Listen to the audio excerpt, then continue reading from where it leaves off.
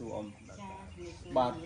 បាទសួស្ដីទៅកាន់បងប្អូននៅក្នុងបណ្ដាញសង្គមទាំងអស់ថ្ងៃនេះគឺថ្ងៃទី7ដែលនៅបញ្ចប់នឹងការមើលជំងឺរបស់អ៊ំអញ្ចឹងថ្ងៃនេះខ្ញុំសួរទៅអ៊ំសិនតើការព្យាបាល7ថ្ងៃនេះអ៊ំមានជំងឺជឿជាក់ថាជាទេដល់គិតដល់ថ្ងៃនេះជាលោកគ្រូសង្ឃឹមជា100%សង្ឃឹមជា100%បាទអញ្ចឹងមុននឹងពេលខ្ញុំនិយាយដល់ជំងឺរដងបាតអ៊ំមានជំងឺ2គឺជំងឺក្លន់អញ្ចឹងខ្ញុំចង់ឲ្យអ៊ំនិយាយផ្ទាល់កុំพูดកុហកបាទភ្ញៀវកិត្តិយសឬក៏អ្នកតាមដាននៅក្នុងពេកតើទៅលើជំងឺដែលអ៊ំធ្លាប់តែពិបាកបត់ជើងហើយហូបថ្នាំក្លន់ខ្ញុំរយៈពេលប៉ុន្មានហើយប្រើថ្នាំអស់ប្រមាណដែលធ្វើឲ្យអ៊ំបត់ជើងស្រួលចាកន្លងមកដែលខ្ញុំអត់ទាន់បានជួបលោកគ្រូខ្ញុំស្រាប់ប្រើថ្នាំបញ្ចុះបានបត់ជើងបាទហើយបត់ជើងនឹងប្រឹងណាហើយមកម្ដងប៉ុនកូនដៃលោកគ្រូបាទដូចគ្នាក្លន់ហ្នឹងចាមិនអ៊ំទេចឹងទៅវាណែខ្ញុំក៏ក្លន់ដែរបើនឹងដល់ពេលលោកគ្រូឲ្យ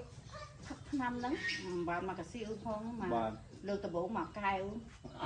ហ្នឹងគោពោះហ្មងលោកគ្រូចាក់គោពោះភ្លឺឡើងបត់ជើងអញ្ចឹងក៏ខ្ញុំសូមបញ្ជាក់ទៅកាន់បងប្អូនថាអ្នកដែលមានជំងឺក្លន់ពិបាកបត់ជើងថ្នាំខ្ញុំអត់ចំណាយច្រើនទេណាបងប្អូនមកកញ្ចប់ឬកន្លះកញ្ចប់ហ្នឹងគឺបងប្អូនបានបត់ជើងស្រួលហើយ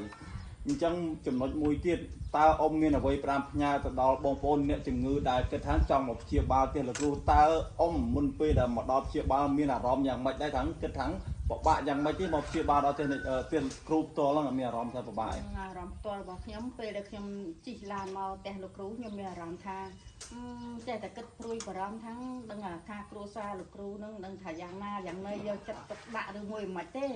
ដល់ពេលមកដល់ហ្នឹងគឺថាល្អហ្មងទាំងប្រពន្ធទាំងអីហ្នឹងរាប់រដូចកូនហើយនឹងម្ដាយហើយចឹងមានអារម្មណ៍មួយថាវាជាផ្លូវចិត្តមកចំណាយទូចបាត់ហើយចាមានអារម្មណ៍កក់ក្ដៅផ្លូវចិត្តហ្នឹងបាទអញ្ចឹងក៏សូមប្រាំផ្ញើទៅកាន់បងប្អូនដែរដែលមានជំងឺគិតថាមកដល់ផ្ទះគ្រូតែមិនខៃតិចគ្រូអត់យកចិត្តទុកដាក់មើលថែអីមិនដិតដល់អីទៅខ្ញុំគិតថាទោះបីថាមិនដោយកូន 100% ខ្ញុំតែខ្ញុំហ៊ាននិយាយថាឲ្យមានអារម្មណ៍ថាទទួលភាពកក់ក្ដៅពីខ្ញុំ 70% ក្នុងការមើលថែហើយមិនហ៊ាននិយាយថាការទទួលការហូបចុករបស់ខ្ញុំអីមិនគ្រប់គ្រាន់នៅនឹងកន្លែងចំណុចហ្នឹងខ្ញុំសូមអធិស្ឋានផងណាអ៊ំដោយសារតែហូបចុកអញ្ចឹងដែរសូមជំរាបបងប្អូនដែលថាតាមដាននៅเพจរបស់លោកគ្រូហ្នឹងការហូបចុកក៏គាត់អត់មានបែងចែកអីទេគាត់ហូបអីក៏យើងហូបនឹងដែរអត់មានអ្នកជំងឺហូបផ្សេងគាត់សង្ងំហូបឆ្ងាញ់ផ្សេងគឺអត់ទេចាហូបដូចគ្នាហើយមួយថ្ងៃ3ដងបាទចាអញ្ចឹងគឺសូមបញ្ជាក់ទៅបងប្អូនមួយថាអ៊ំស្រីគាត់មកពីខេត្តកញ្ចេះប៉ុន្តែគាត់មានកាតព្វកិច្ចនៅតាំងសមាធិនៅពុទ្ធមណ្ឌលអ៊ំគេហៅថាតាំងសមាធិអញ្ចឹងអ៊ំបាទអ៊ំប្រុសអ៊ំស្រីគាត់តាំងសមាធិនៅពុទ្ធមណ្ឌលអញ្ចឹងបើតាមពិតទៅអ៊ំជាអ្នកកាន់ធម៌កាន់អាអញ្ចឹងគាត់ពាក្យសម្ដីទាំងប្រមាណនេះខ្ញុំជឿថាតិចតែខ្ញុំជួលមនុស្សមកពីណាមកនិយាយណាអត់ទេណាបងប្អូននេះគឺអ៊ំជាអ្នកជំងឺផ្ទាល់ហើយគាត់ជាអ្នកសិលអ្នកធរអ្នកអាដែរអញ្ចឹងមិនមានការបោកប្រាស់ទេហើយណាមួយទៀតមកព្យាបាលជាមួយនឹងខ្ញុំនេះគឺមិនមែននិយាយថាការជួលទេហើយអញ្ចឹងបងប្អូនមើលឃើញហើយការព្យាបាលរបស់ខ្ញុំកន្លងមកទាំងនៅផ្ទះខ្លួនឯងទាំងទៅខេត្តឆ្ងាយបាទគឺខ្ញុំទទួលព្យាបាលជូនអ៊ំមកជាហើយនេះបានខ្ញុំទទួលយកលុយនេះបងប្អូនទទួលការហូបចុកចង់អ៊ំមានអ្វីផ្ដាំផ្ញើទៅកាន់បងប្អូនអ្នកជំងឺថាត្រូវចង់ព្យាបាលឬក៏យ៉ាងម៉េចមាននេះថាចង់បានផ្ញើអ្នកជំងឺដែលមានជំងឺក្លូនហើយឬដងបាតដូចខ្ញុំមកព្យាបាលលោកគ្រូអត់ខុសបំណងទេព្រោះអីថាគាត់យកចិត្តទុកដាក់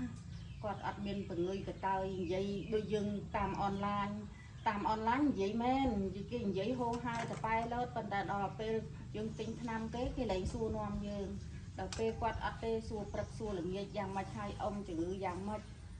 ថែយើងដូចថាដូចយើងកូនក្មេងអញ្ចឹងបើនិយាយរួមទៅអញ្ចឹងបើសិនជាបងប្អូនមិនដឹងបានលឺអញ្ចឹងមកផ្ទះលោកគ្រូមិនខំម្ដងទេហើយខ្ញុំនិយាយសតកាពិតក៏អត់មានជួលអីខ្ញុំ100មករៀនអីទេគឺខ្ញុំនិយាយដោយសច្ចធម៌ដោយទៀងត្រង់ព្រោះឲ្យខ្ញុំអ្នករសាសិលខ្ញុំនិយាយតែពីពិតទេចឹងសូមអរគុណអ៊ំហើយសូមអធិស្ឋានបើសិនជាខ្ញុំមានការខ្វះខាតឬមួយក៏លើសលួសពាក្យសម្ដីកូនចៅដែលរស់នៅអីជាមួយគ្នានៅទីនេះដែលថាលើសលួសពាក្យសម្ដីរំខានទំនេរអីសូមអធិស្ឋានណាអ៊ំនេះជាពាក្យពិតអារម្មណ៍មួយធ្វើមកទៅយើងមករស់នៅជាលក្ខណៈក្រុមគ្រួសារអញ្ចឹងវាតែមានលើសខ្វះខាតអីតិចតួចជាសូមអធិស្ឋានអញ្ចឹងសូមបញ្ចប់ហើយសូមអរគុណកាន់បង